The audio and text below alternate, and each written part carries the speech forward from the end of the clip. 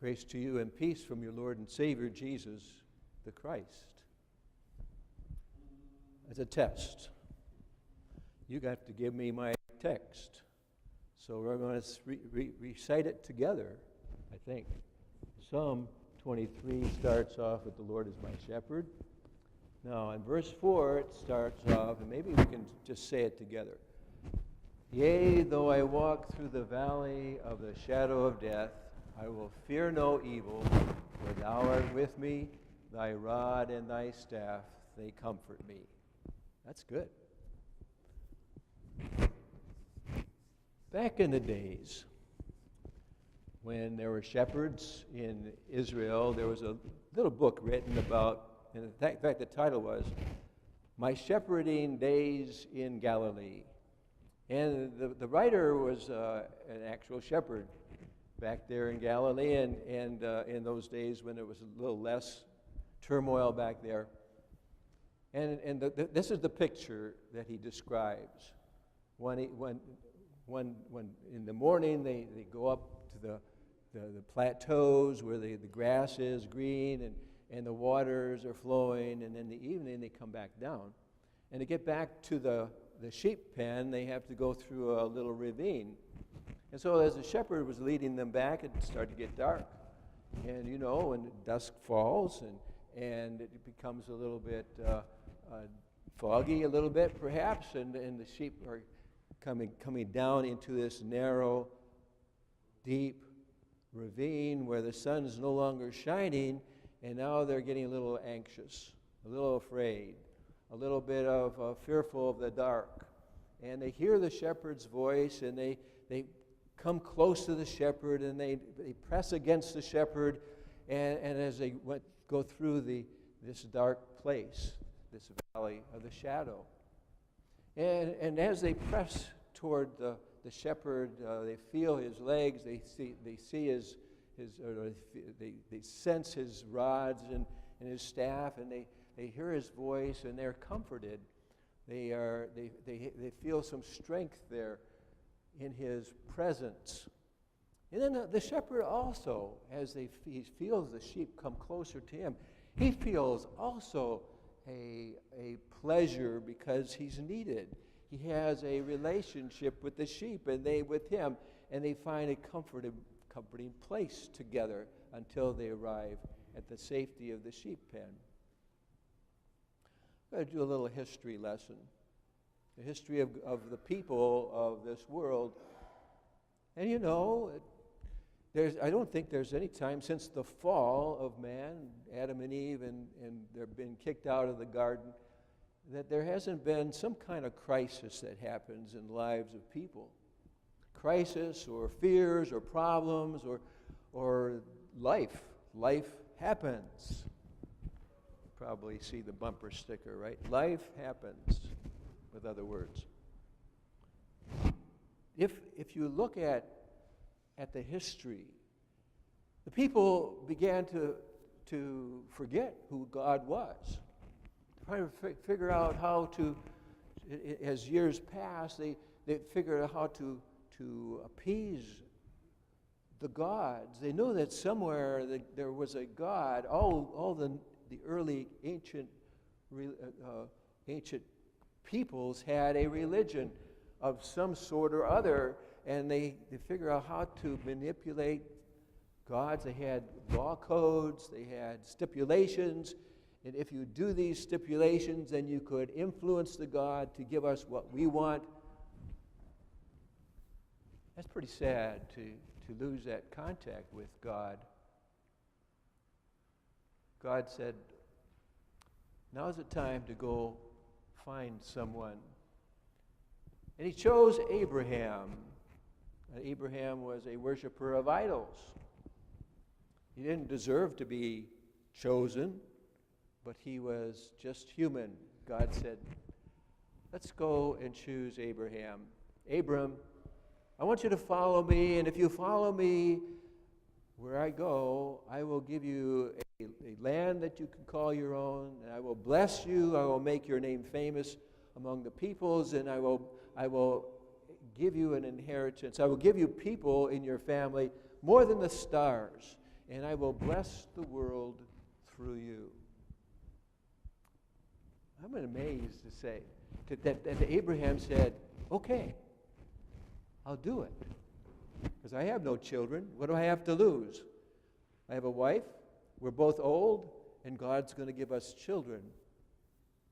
Well, in the process of living and following and beginning to have a relationship with God in prayer and sacrifice and worship, what we find what is happening is the faith of Abraham grows, the relationship grows, and then Abraham said, but I don't have any children yet. It was 25 years of this relationship before the first child came.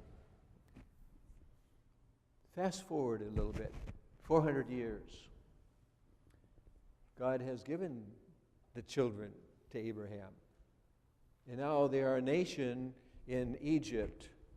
And they were so large in Egypt that the Pharaoh said, we can't have this. They'll overcome us. They'll take over the kingdom, and then where will we be? So they made them slaves, right? And so in their slavery, the people cry out to their God and say, God, well, where are you? You promised.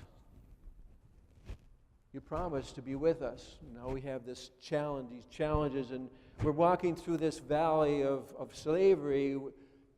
This is a heavy, heavy burden for us.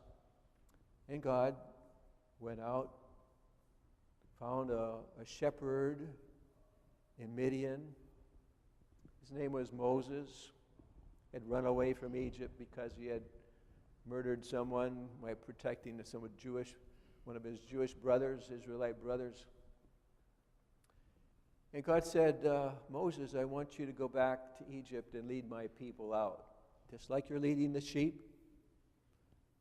I want you to lead my people from Egypt to the promised land. I'm going to keep a promise to Abraham and give this land up here to your people. And Moses, you remember this story. Moses said, oh no, you got the wrong man. I don't know how to talk very well. I've been practicing talking with the sheep, but they don't answer back. I've been taking care of the sheep, and that's all I want to do. And God said, no, I want you to do this, and I will be with you, and I will put words in your mouth. And Moses said, no, I don't want to do it. Choose somebody else. And finally, God, in his frustration, maybe said, okay, look, Aaron is halfway across the Sinai Peninsula there, and he's coming to meet you, and he will be your voice, and you will be God to him. I will tell you, you tell him, you will be God to Aaron, and he will tell the Pharaoh to let my people go. And then you know the story, right? So Moses leading the people has a relationship with God, as you read in the first lesson. He has this relationship with God of prayer to God and listening to God and doing what God commands him to do. He's a mediator. He becomes a mediator between the people who are rebellious and God, who is very patient, very graceful, and forgiving. And there's this Moses between the two of them. And he meets with God in the tabernacle, the tent of meeting, and he comes out and his face is glowing because he has a relationship with God face to face. And what a spectacular thing it was, until one day, maybe you know the story. God said to him, okay, they're crying for water. Take your rod, go out and tell them that you're going to give them water. Tell the rock to break open and give them water, and they'll have all the water that they need. And Moses came out and he micromanages it. And he stomps his rod on the ground. And he said, you stiff-necked people, why do we have to give you all of... He strikes the rock twice, and water comes out. What had happened? somehow Moses, in his humanness, in his frustration with the people, breaks faith with the Father in heaven, the God of heaven. And God said, Moses, you didn't honor me with the people and let the rock just give the water with my word and my name. You betrayed my name, Moses. So you're not going to walk into the promised land either. So Moses dies on the mountain of Moab, across from Jericho, just opposite Jericho. You can see the mountain and the Dead Sea there in Jericho, and God showed him the whole land that He was going to give to the children of Abraham, Isaac, and Jacob. And Moses died, and God buried him. Forward again about 600 years. And there was a prophet that came and talked to Asa, was the king of in David's line in Judah, and he had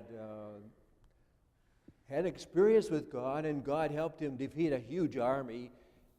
But then he had this problem with the king of Israel, and they're at odds with each other, and he goes around and he makes a treaty with the king of Syria against Israel. And the prophet came to Asa and said, you know, the eye of the Lord goes to and fro, looking for those who have a relationship with God and hold on to God and trust God. This is my paraphrase, okay? Trust God, but you have broken trust with the Lord.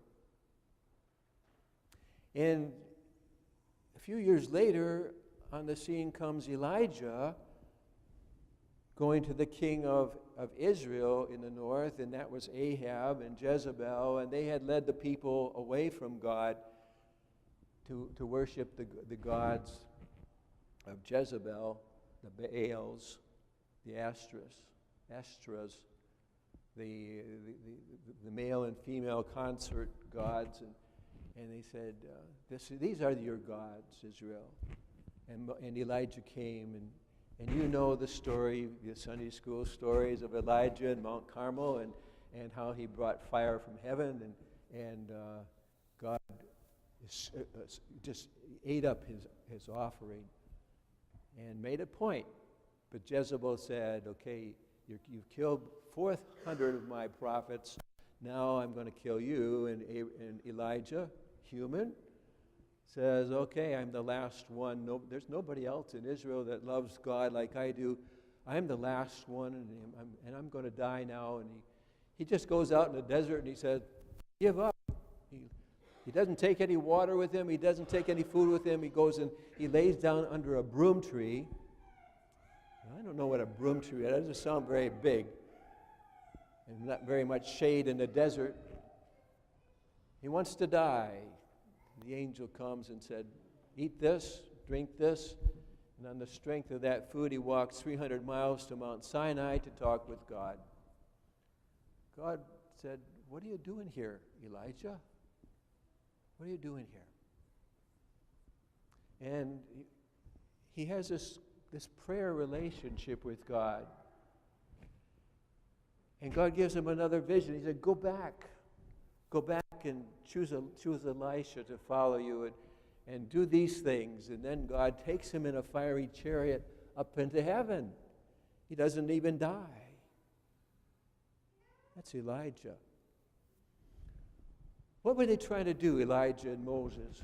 They were trying to say, look, we're going through the valley of the shadow. This is normal stuff that goes on with people. You don't have a smooth life. You don't have a life that's always exciting and it's always good, it's always calm, and you have everything you need. But there's stuff that happens in life. And it could be the challenges of health, or it could be challenges of government, it could be challenges of economic things. It could be enemies. It could be all kinds of things that give you a challenge. It could be a losses of loved ones. These are all crises that come into the lives of our people, into our lives, the lives of those people that Moses and Elijah served. And they said, come close to your God. Come close to your God and look for your strength in Him. If you come close, He will give you the strength. He will give you the ability to walk through. In fact, He will walk with you through your challenges and your problems. And He will be your God, and you will be His people. Fast forward again. Oh, one more thing. And one more thing. And this is the surprising thing. Your God is going to find pleasure in being close to you. You know, there was another man, Nehemiah, who said, the joy of the Lord is my strength. What is that? The joy of the Lord is my strength.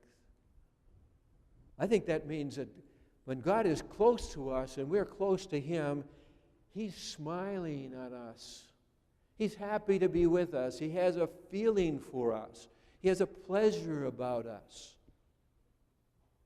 The joy of the Lord is my strength. And when God is happy with me and I have that relation with Him, what's happening with me? I have a peace in my heart, knowing that God is smiling on me, even if I have to go through this crisis. So now fast forward another 900 years to the time of John the Baptist. And John the Baptist comes and he's preaching in the wilderness, and he's talking to the people, and the people are flocking out to see this, because they haven't had a prophet in the land for decades, for hundreds of years. And is this the Christ? Is this the promised Messiah? Is this the one that we're looking for?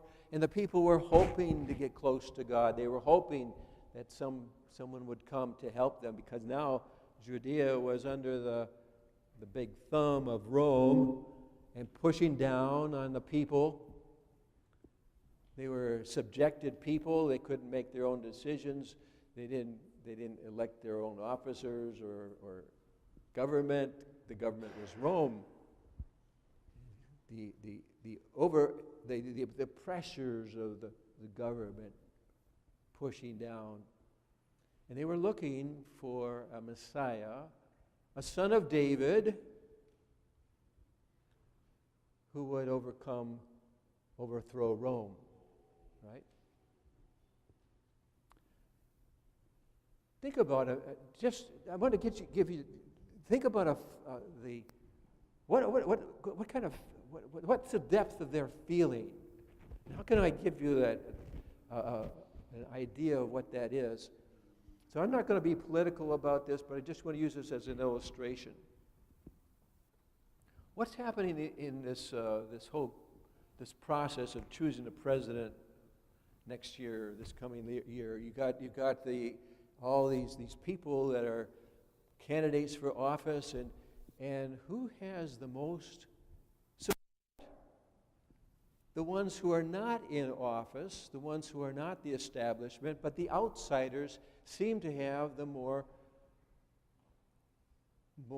support. And why is that?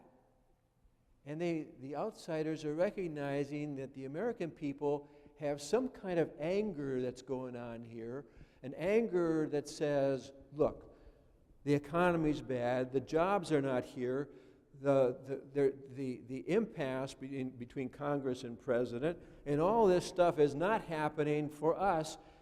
The world is America is in a mess, and there's some dangerous times coming. The stock market is going up and down, up and down, up and down, and we're afraid of their future. And in their fear, they're choosing the outsiders to be president. I don't know if that's good or not. And that's not me to say, but this is the feeling now that transfer this back to Israel, and the Judean people are looking and saying, we have no hope. The future doesn't look good for us. This is a dreary valley to be pushed down by the Romans. We can't move without their saying, okay. And if they say jump, we have to jump. If they say do this, we have to do this. And it's an oppression. We're calling out to God. Where's the Messiah? Where's their deliverer? Comes Jesus. Comes Jesus.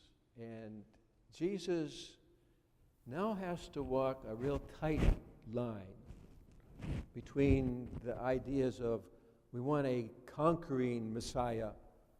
That means war. That means a revolution against Rome. Or maybe it's okay just to have a Messiah that gives us a comfortable living. So here's Jesus. He's feeding the 5,000, and the 5,000 said, "Hey, this is the bread king. This is what the king we want. This is the Messiah we want." And the zealots were saying, "No.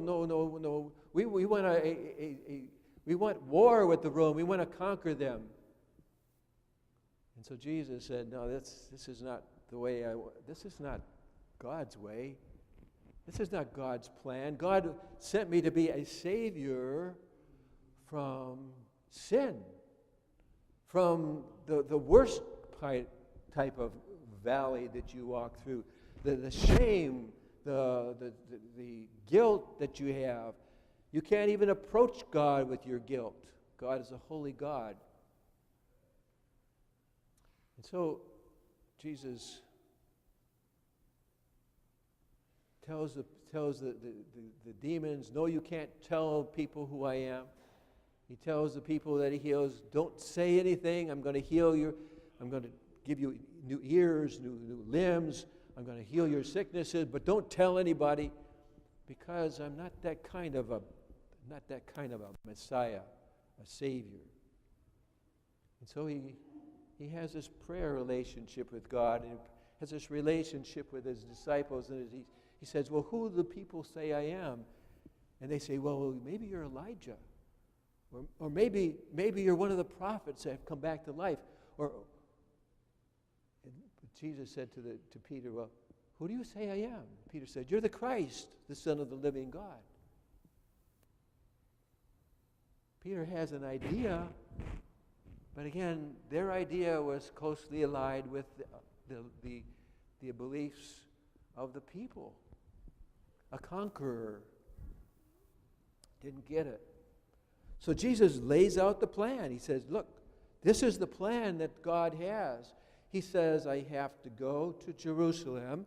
I have to suffer under the indignities that they're going to put on me. They're going to whip me and beat me and kill me on a cross, crucify me, and I'm going to die.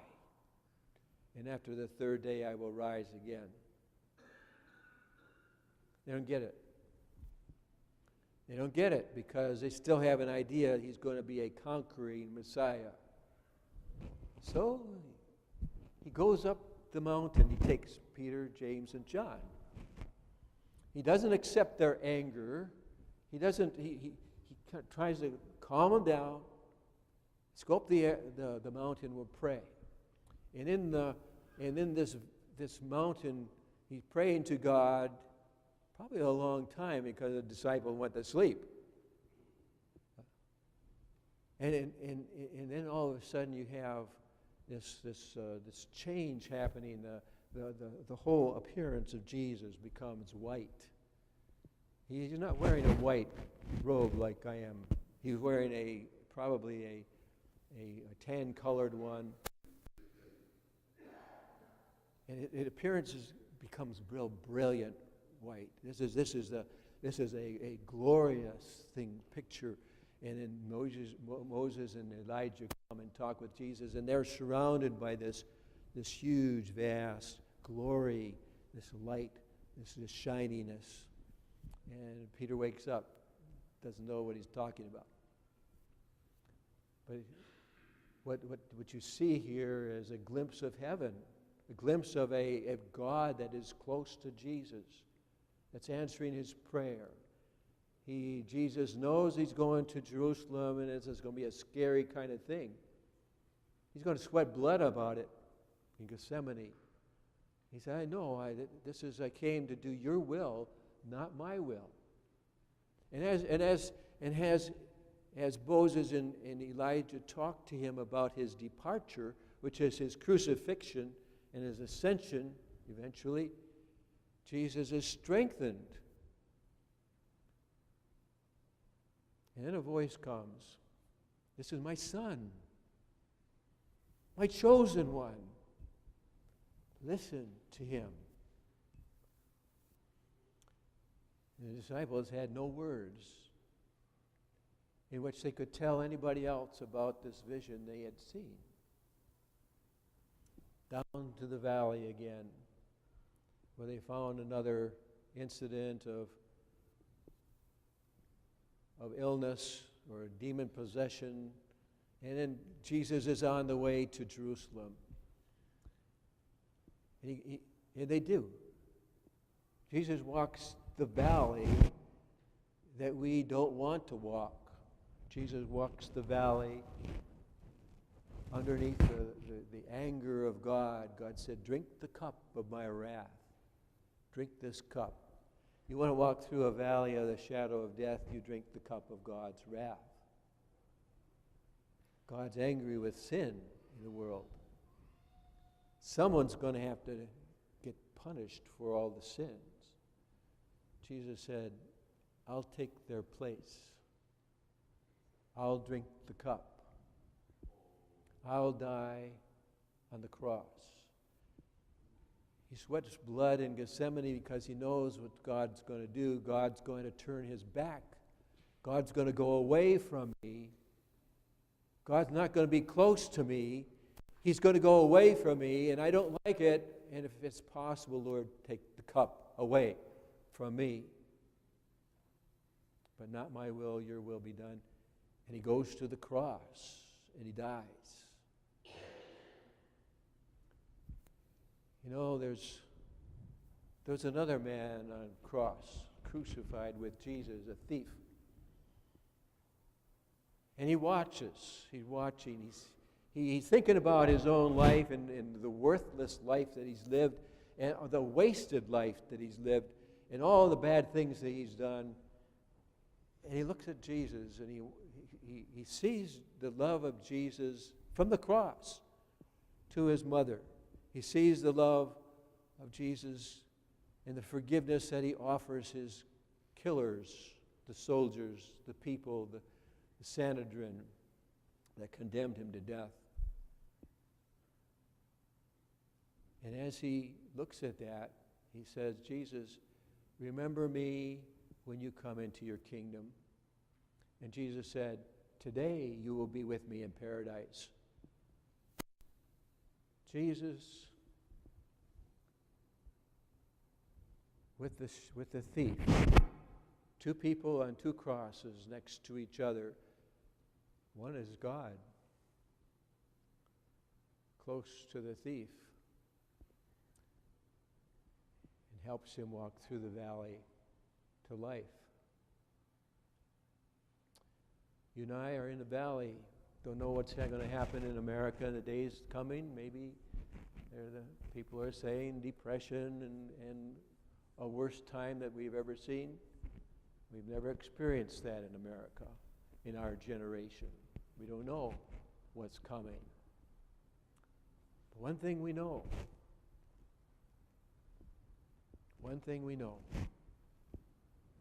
God said, come close to me in the time of your challenges and your crises, because I'm already there with you. I'm already there with you. So people, whatever is happening in your life, just remember that God is with you. He's the shepherd. He's calling you. His rod, his staff, they comfort us because he's there with us. He's the shepherd. He's the great shepherd. I am the good shepherd, Jesus said. I am with you. So may the peace of God be above all understanding, and let him keep your hearts and minds in Jesus as you listen to Jesus and his voice. Come close. I'm with you. Amen.